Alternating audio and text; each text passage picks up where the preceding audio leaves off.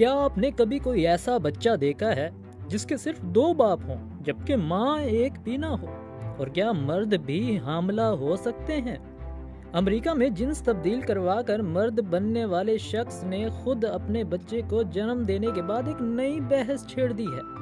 37 سالہ Bennet کیسپر Williams نامی خاتون، جس کا تعلق لاس اینجلس سے ہے، اس نے سن 2016 میں جنس تبدیل کروایا اور عورت سے مرد بن گیا۔ پھر اس نے ملک نامی ایک مرد ہی کے ساتھ شادی کر لی اور اس کے بچے کا باپ بن گیا۔ بینٹ کو ہسپتال میں عملہ بچے کی ماں کہہ کر پکارتا تھا، جس پر اس نے عملے کو کڑی تنقید کا نشانہ بنایا ہے اور کہا ہے کہ اسے بھی بچے کا باپ کہا جائے۔ اس لحاظ سے بینٹ اور ملک کا بچہ دنیا کا واحد بچہ ہے جس کے 2 باپ ہیں اور ماں ایک بھی نہیں۔